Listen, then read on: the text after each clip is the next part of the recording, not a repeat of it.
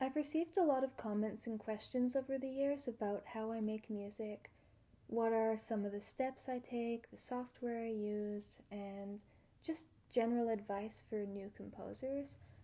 And I tend to answer these kind of in text, but I figured I'd make a video where I actually explain my process and just kind of generally give advice to new composers.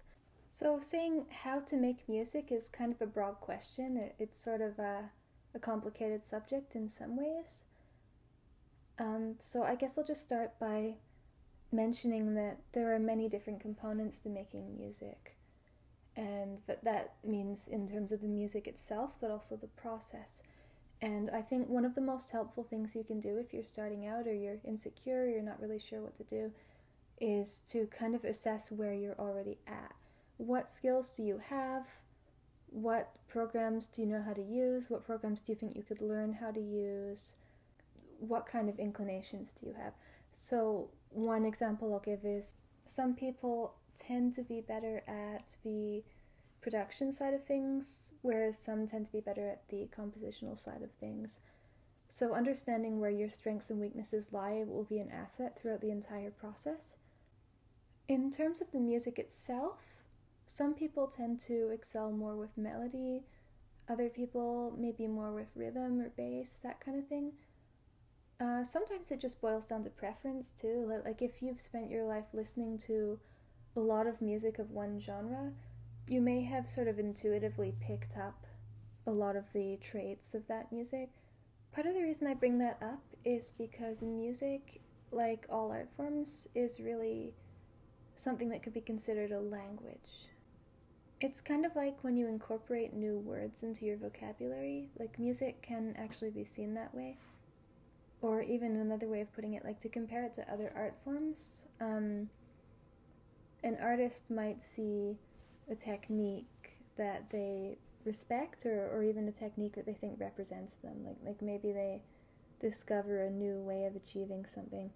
Or a writer could even read a book and hear a turn of phrase that they understand and really sort of vibe with, and they might kind of use it as a template for their own writing. A metaphor that I like to use, and I think other people use too, is the idea of paintbrushes. So, you know how you can get different sort of wider or thinner brushes that can be used for different things, or even different paint colors. Music is like that too. In many ways, what we're doing when we're composing is we're sort of constructing a toolkit and a palette of things to use. It's really important to understand that creating music, or any art for that matter, it's not really about pulling something out of thin air. It's not about magically producing something that's never been heard before. There is kind of a side to it that's like that. Like sometimes you can stumble on a melody or an idea that really is quite unique. But all ideas do come from somewhere. All forms of communication are, to some extent, a regurgitation of things that we've already seen and heard and experienced. And I've used this metaphor a lot, but I think it applies more to the creative process than almost anywhere. What the brain does is what I like to call the kaleidoscoping process. So every single thing you hear, read, experience, think, feel, every part of your day, your memories going way back, your recent memories, all of it works together to churn out inward perceptions. Now, in my video about creativity and creative block, I say a lot more about that. So I think it might actually be a good idea to watch that if creative block is part of the problem for you, assuming you're having a problem here. And I'll probably be rehashing some of that stuff in this one too, because there's an important relationship between the creative process, the psyche and our psychological state, and just like the mechanical process, the how-to of creating. So those things are interconnected, and ignoring it would not be a good idea, because 9 times out of 10 when somebody says I don't know what to create, or they feel stuck, it has more to do with their sort of inner psychology than not knowing what to do.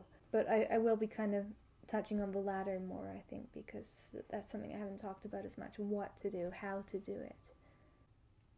So in terms of figuring out your skill set, like figuring out what you're better at, what you're worse at, one aspect of it is the learning style. You may have heard of the idea of people having different learning styles. Learning styles are an extremely relevant aspect to creativity, just like anything else. If you're trying to learn something academic or something mechanical, you would need to understand if you're more of a visual person, whether you work better in groups, whether you are a hands-on person who likes to figure stuff out. If you don't know that about yourself, you're going to need to find out. You're going to need to find out if you're going to really produce something. The most productive people have figured out how and why they think. They know what makes themselves tick. They understand what their weaknesses are and what will be more or less fruitful. In terms of creativity, you might find that you need a mentor or a tutor. You might find that you work better with people. For me, like, I work better alone. When I'm working with people, it tends to distract me. I also work better when I sort of figure stuff out on my own and just kind of trial and error. I think a lot of creative people have an aspect like that even if you're more social or more kind of methodical about your approach, that just because of the nature of creativity, there is always going to be this kind of playful trial and error aspect to some degree. In my case, the playful part usually takes place either in my MIDI program or on my piano or some other instrument. So like when I was younger, I taught myself how to play piano, and the computer part, the MIDI part, came later. So when I had the piano, I would just kind of sit there for hours and try different combinations of notes. I'd play an arpeggio, and then I would move one or two of those notes to see what the difference was, and slowly kind of figured out, okay, this sounds a bit like James Bond, this sounds a bit like something in Final Fantasy, and just kind of figured out aesthetic and different combinations of notes that I liked. And over time, it also gave me an intuitive sense of how the notes are all connected to each other, the kinds of relationships between intervals and chord progressions and that sort of thing. That particular stuff you can also learn in a more traditional way. It's all over the internet. Like, just a Google search will get you a lot of stuff that you're going to need if you're beginning. You can learn what all the chords are. You can learn about chord progressions. You can learn about the kinds of situation where certain chord progressions may be more or less conducive. Sometimes it's good to learn the standard things before you break away from it. It really just depends on your approach, and that circles back to personality and learning style. So for me, like, admittedly, I didn't really have any use for that. Like, my whole process was, do I like this? Do I not like this? Does this sound good to me or no? I don't care what's standard. I don't care what's proper. I really don't care. And that has its pros and cons, because being restricted in any art form, depending on how you're restricting yourself and why, sometimes discipline can get you a lot farther than trial and error, but sometimes it also holds you back. And during your creative journey, a lot of what's going to happen is you're going to have to learn and slowly come to deeply understand when to break the rules and when to follow them. And all I can say is that each person has a different journey getting there. Each person really needs to discover for themselves what order they want to do things in. So it might be a good idea for you to go and learn a bit of theory before you get started. It might be a good idea for you to kind of learn the theory as you go, and or even just not even learn the theory, just accidentally learn the theory by just playing. So if you're not sure which approach would be the most conducive for you, like, you really need to think about what is your personality. That is so important. If you want to do any kind of art, or really anything, like even if it's business or it doesn't matter what it is, it's extremely important to get to know yourself, get to know what your patterns are. If you've ever done anything or learned anything successfully in the past, it might be a good idea to really analyze, like, what were you doing that helped? What helped, and conversely, what things have held you back in the past? When have you tried to learn something and just given up? When have you gotten bored? And that actually segues nicely into another part of this, but I think is also really important. Composing music is not easy. At the end of the day, it's going to be work. And that's true with anything you want to learn, anything that requires any amount of skill. The question that will always be there, how much do I actually want this? Everyone kind of needs to find the thing that really grips them, the thing that they can't wait to get up in the morning and work on. Once again, it circles back to soul searching. If you do know you really want to become good at composing or at least get started, and even if your interest is a little bit lukewarm but you think it might perk up, then it's worth it. It's worth actually diving into this. In terms of the actual music itself, it's also important to understand what you're better at. So like the production side of things is more to do with the software and understanding mixing and mastering and all that sort of stuff. Some people really excel at that. Some people can make a song, maybe a composition that isn't really that interesting necessarily. It could be very simple, but the way they produce it makes it sound phenomenal. Sometimes they're better at making their own synths or having a really unique sort of texture to the music, and that is just as valid. You can make music that's just as good, just as interesting if you're better at that stuff. Ideally, you want to kind of get good at both, but that's an important part to understand. Now, in terms of composition, some people are better or worse at writing melodies, rhythms, bass, harmony. One piece of semi-practical advice I have for you, this is assuming you want to work with MIDI, mind you, which is mostly what I do, as anyone who's here probably knows that. Try downloading MIDIs for songs that you like, or songs that are similar to the kind of thing you might want to create. It's a good idea to just sort of poke around, look at what all the instruments are, figure out what's doing what, really break it down. At the beginning of my journey making MIDI, what I did was I used to go on this website, vgmusic.com, and it had MIDI of all the different video game songs. And I used to actually like to make MIDI for that site. So I would listen to a song from Final Fantasy or Chrono Cross or something, and I would just pick out all the parts and try to copy them exactly, and then I would upload it to that site. This actually helped me to become much more familiar with the program I use. Mine is actually Noteworthy Composer. It's generally considered to not be the most professional MIDI program. I really like it personally. I like the interface. I can use the keyboard for pretty much everything. I barely have to use the mouse, and like for me that's really helppful because I can go much faster. I'm not the person to consult about what software you should use. Finding out what software you want to use that's actually a place where a lot of people get stuck when they're at the beginning of composing, and I recommend going to Reddit. There are subreddits, like you'll have to do a bit of research, you'll have to do a bit of searching, and there's no avoiding that. No matter what kind of composition you want to do, you will have to do some of this thinking work yourself. You will have to figure some stuff out yourself. But ask around, find out what the options are. You can find out prices. Actually, on that note, MuseScore, that's a MIDI building program, is free. So a lot of people use that, and MuseScore is fine. It's actually pretty good. It's not my favorite, but that's probably just because I'm a creature of habit, and I've been using Noteworthy since I was like 14 or something. Another aspect of that is also whether or not you want to work with sheet music versus something different, like a tracking program. My audio workstation is Ableton Live, so I use that as well as Noteworthy.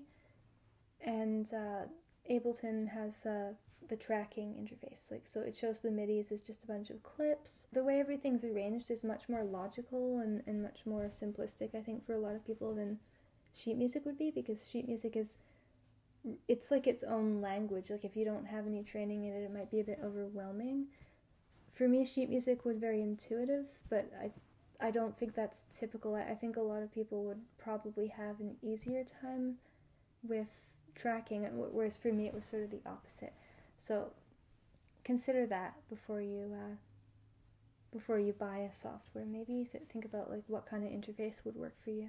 Once you actually have your MIDI and you're poking around, you might want to do what I did, where you just try to copy what you hear, or you might just want to experiment wildly. I did plenty of that too. What you can actually do if you want to kind of learn how to make music yourself is you can just take all the different parts and rearrange them. So for example, if there's one line that is just doing chord progressions, you might even want to try changing the notes in those chords. Make them sound different, you know, and if you're really feeling adventurous, maybe even change the lengths of them. Lots of things you can do, just play around. And then with the melody, if you don't feel like you're ready to just make a melody from scratch, if you're scared, just edit little bits at a time of everything that's there. You can do that with the rhythm too. Now when it comes to rhythm, say for example you can write melodies easily, maybe that's your gift, but you can't do rhythms. There are standard rhythms out there that you can just sort of copy from. Like you can find these easily on Google or wherever. Just patterns that come up again and again and again and again. It's not like you're stealing somebody's rhythm. It might be if you like copied somebody's drum solo or something like that, but generally speaking there are a few basic combinations of intervals and patterns for percussion. So if you want to, you can try just sort of copying and pasting one into your melody, and then again editing it to make it your own if you see fit. It's not necessary to become too ambitious in the beginning. What's most important is just that you build up the associations and the experience and just a little bit of confidence in being able to actually put something together that sounds decent. Even if that thing isn't really your own, even if that thing is like a bizarro version of the old thing, like the important thing really here is just getting the practice. In terms of actually creating memorable melodies, there isn't exactly a shortcut. If you have a really good ear, you'll get a lot farther with it a lot quicker probably, but a lot of people do struggle with this. All I can say is figure out when you have an easier time. So for example, some people are really good at improvisation. Like maybe you've been in a room and somebody was playing a guitar and you were kind of singing along, or maybe playing around on a keyboard or something, and you just need something to bounce off. To that I say it might be a good idea for you to build the chord progression first and try to just kind of improvise a melody on top of that. Like just hum it, listen to it, repeat a few times, and then just kind of add some stuff to it. Another thing you can do is maybe get like a hook from a melody, like a chorus or something like that you really like, or just one that you think is really good. You don't have to like it, but one that you think is very valid as a catchy melody, and get the chord progression down somehow on the piano, in a program, whatever, and then analyze the melody. Like analyze all the parts of it, analyze the structure, where the syncopation is, and understand also, like, when it comes to melody writing, it's not just the notes that are important, it's the negative space between the notes too. For example, some melodies are really catchy because they kind of start and stop like do do do do do do. It's the way that it's chopped up that makes it catchy, right? Like it wouldn't really be the same melody if it didn't have that kind of bouncy shape to it. Melody is really about creating a shape out of sound and then coloring that shape with different note intervals that evoke different kinds of feelings and aesthetics, and whatever chords that you're using will add or subtract to that. So you really need to put thought into what intervals you want, what chords you want, assuming you're going to have some, and what shape you want. And again, I stress, listen to, examine, analyze, copy any music that has the feeling that you want. Maybe, for example, you have an idea for kind of a basic melody, like you have kind of a shape, you have something of a tune, you're headed in the right direction, but all it needs is a kind of aesthetic, something sort of missing that would make it all click together. It depends what order you kind of come up with this stuff in. If that's happening, then find a song that feels like what you're trying to say, what you're trying to get out of you. Maybe, for example, you like the overworld theme from an RPG, and you can hear like the chord structures really telling a story. You can kind of copy that chord structure and then tell your own story on top of that. It's the process that there's no one size fits all. You have to find your process. Sometimes it just magically appears when the feeling is right. Sometimes you have to painstakingly craft the melody based on available data. Like maybe your route would be some sort of academic study of melody or that kind of thing. Again, examine your personality, because that will become relevant.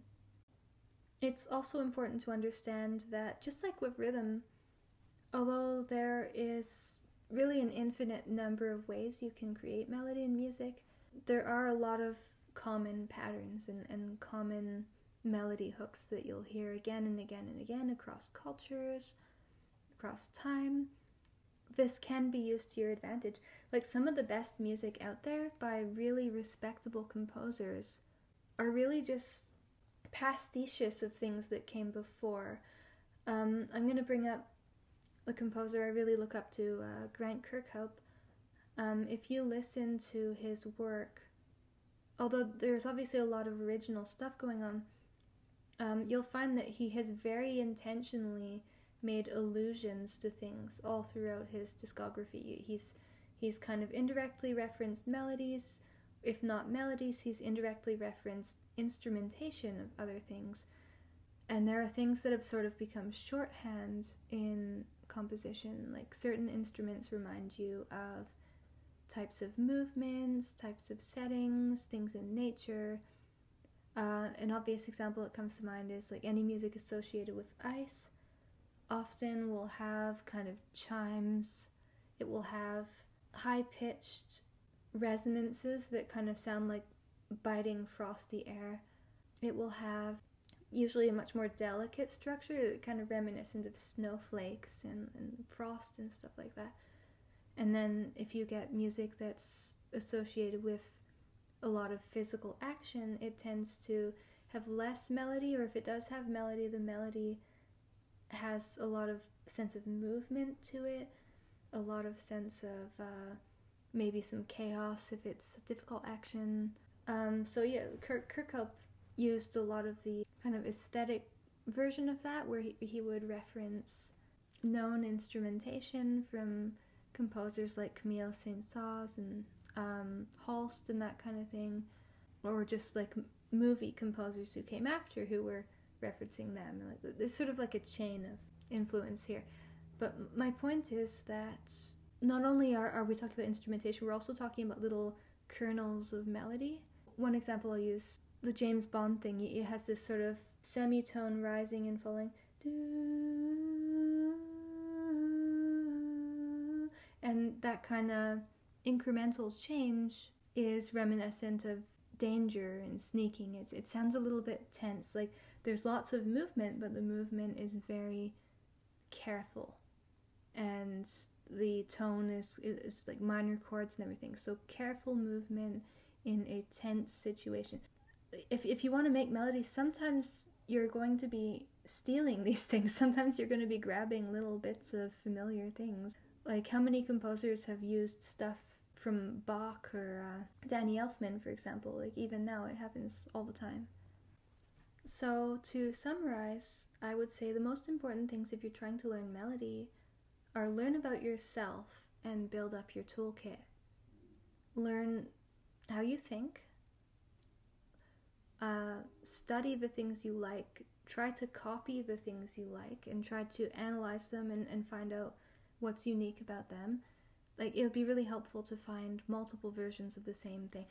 So like to reference what I was talking about just before, maybe listen to a playlist of a bunch of water themes, like find out what they all have in common, melodically, aesthetically, whatever it is you're trying to ascertain. Just you gotta think, you gotta analyze, right? And then you have to try to make your own version of it, like deconstruct it, put the pieces together. And the more you do that, the more you will be able to sort of transcend these pre-made ideas or these like preconceptions and sort of put your own spin on it. And then again, learning about yourself, you might be a very kind of naturally playful person who works best when they just kind of fool around. And even if you're not, it might also be a good idea to try to develop that side of yourself a little bit more. Just kind of free the spirit, you know. Maybe try to forget all the constraints you're putting on yourself. Maybe don't be such a perfectionist. Maybe just follow your muse, even if your muse seems like it's taking you to a dead end, because maybe there's something there that you're kind of ignoring. I also want to touch one last time on the importance of your emotional state.